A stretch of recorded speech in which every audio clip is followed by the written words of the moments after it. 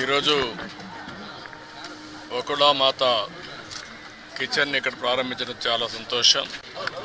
1,25,000 వరకు ఏది కావాలన్నా తయారు చేసే అవకాశం ఉంటుంది.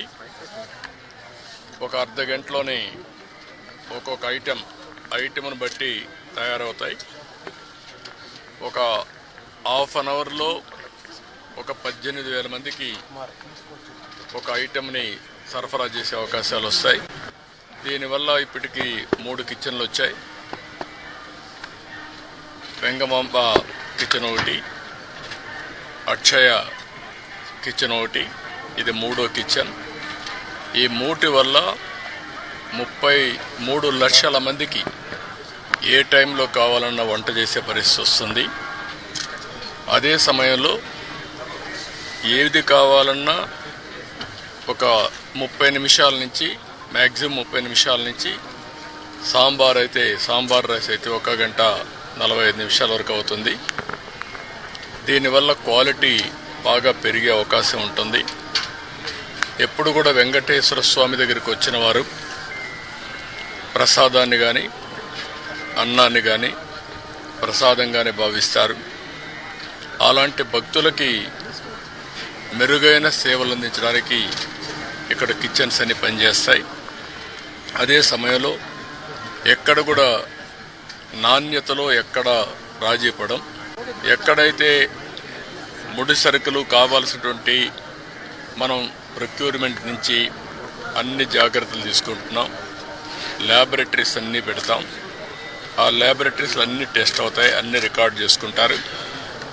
అదే సమయంలో ఇక్కడ ప్రాసెస్ కూడా one of the best recipe.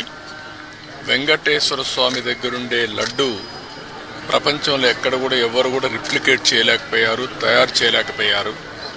దానికంటూ ఒక పేటెంట్ కూడా ఉంది. చాలామంది ప్రయత్నం చేసి కూడా ఫెయిల్ అయ్యారు. అలాంటి పవిత్రమైన లడ్డుని కానీ, ఇక్కడుండే జిలేబీ కానీ, ఇక్కడుండే మైసూర్ పాక్ కానీ దానికి ఒక ప్రత్యేకత ఉంది. వడకు కూడా ఒక ప్రత్యేకత ఉంది. అలాంటి మళ్ళీ ఇవన్నీ కూడా టోటల్గా ప్రక్షాళన చేసి రాబోయే రోజుల్లో ఫీడ్బ్యాక్ కూడా తీసుకుంటాం. ఈరోజు మీరు చూస్తే ఉదయం ఒక అర్ధ గంట నేను కూడా సమీక్ష చేశాను. నా సమీక్షలో ఒకప్పుడు ఏవైతే పగడ్బందీగా చేయడానికి మొత్తం గ్రీన్ కవర్ అయితే ఇప్పుడు 72%కి వచ్చాం. డీప్ ఏదైతే ఫారెస్ట్ ఉందో దీన్ని 72%కి వచ్చాం. దాన్ని 90% తీసుకుపోయే అవకాశం ఉంది. బయోడైవర్సిటీ కూడా ఫోకస్ చేయమన్నాను. అదే సమయంలో ఇక్కడ వాటర్ కన్జర్వేషన్ కూడా లాజికల్గా తీసుకుపోవాల్సిన అవసరం ఉంది. ఒకప్పుడు మెడిసినల్ ప్లాంట్స్ కూడా తీసుకొచ్చి పెట్టాం. ఇవన్నీ కూడా ఎందుకంటే ఒక పక్క బయోడైవర్సిటీ ఒకటి, రెండోది ప్రశాంతమైన వాతావరణాన్ని క్రియేట్ చేయడానికి అనుకూలమైన వాతావరణం చేయాలని చెప్పి ఉద్దేశంతో ముందుకు పోయాం. అది కూడా ఒకసారి మళ్ళా సమీక్ష చేశాను. రెండోది పరిశుభ్రత మీద కూడా ఎక్కువ శ్రద్ధ పెట్టమన్నాను. ఎక్కడెక్కడి నుంచో భక్తులు వస్తారు. భక్తులు వచ్చినప్పుడు వాళ్ళకు కావాల్సింది వెంకటేశ్వర స్వామి నామం తప్ప ఇంకొకటి మాట్లాడే పరిస్థితి లేకుండా వాళ్ళు అన్ని విధాలు ఒక ప్రశాంతమైనటువంటి ఒక దివ్య క్షేత్రంగా ఇది ఎప్పటికప్పుడు ఉండాల్సిన అవసరం ఉంది. సజెషన్స్ ఇచ్చాం. అదే మరి ఇక్కడ ఫుడ్ కూడా ఏదో ఫ్యాన్సీ ఫుడ్లు కాకుండా ఇక్కడుండే భక్తుల మనోభావాలకు అనుకూలంగా, ఇక్కడ మన సాంప్రదాయాలకు అనుకూలంగా ఉంటే చాలా బాగుంటుంది. అలాంటివి కూడా చేయమని చెప్పి ఆదేశాలు ఇచ్చాను.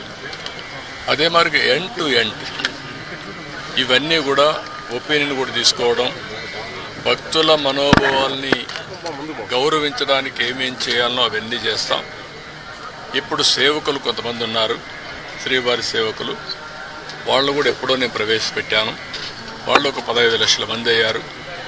వాళ్ళు కూడా ఒక స్పిరిచువాలిటీ సైడ్ ఎట్లా తీసుకెళ్ళాలి, వాళ్ళల్లో కూడా భక్తి భావం ఎట్లా పెంచాలి, ఇక్కడే కాకుండా నిజ జీవితంలో కూడా వెంకటేశ్వర స్వామి శ్రీవారి సేవకులు ఉన్నప్పుడు వాళ్ళు నిజ జీవితంలో కూడా దీన్ని ఆచరించాల్సిన అవసరం ఉంది. వాళ్ళకి కావాల్సిన ట్రైనింగ్ అవన్నీ ఇచ్చి వాళ్ళు కూడా కెపాసిటీ బిల్డింగ్ చేస్తాం. అదే మరి ఎక్కడికక్కడ సమాచారాన్ని కూడా తీసుకొని ఒక విధంగా చెప్పాలంటే మళ్ళీ వెంకటేశ్వర స్వామికి పూర్వ వైభవం వచ్చే విధంగా, అదే కాకుండా ఎప్పటికీ ఇది ఒక దివ్య క్షేత్రంగా, పవిత్రమైన క్షేత్రంగా తయారు చేయడానికి ఏమేం చేయాలో అన్ని చర్యలు తీసుకోమని చెప్పి మేనేజ్మెంట్కి గవర్నమెంట్ తరఫున కూడా ఆదేశాలు ఇచ్చాం. అవన్నీ చేసేదానికి శ్రీకారం చుట్టారు. ఇంకొక పక్కన ఏదైతే ఈరోజు ఇక్కడ ఫుడ్ కూడా ఉందో ఎన్నిటి కూడా రాబోయే రోజులు అన్ని టెస్టులు ఉంటాయి. అదే మాదిరిగా అవసరమైతే ఇక్కడ నాలెడ్జ్, అబెండెంట్ నాలెడ్జ్ ఉంది. అలాంటి నాలెడ్జ్ని ఎవరు కూడా రిప్లికేట్ చేయలేకపోయే పరిస్థితికి వచ్చారంటే ఇక్కడ వెంకటేశ్వర స్వామి మహిమ కూడా ఉంది. ఏది నడిపించినా వెంకటేశ్వర స్వామి నడిపిస్తాడు.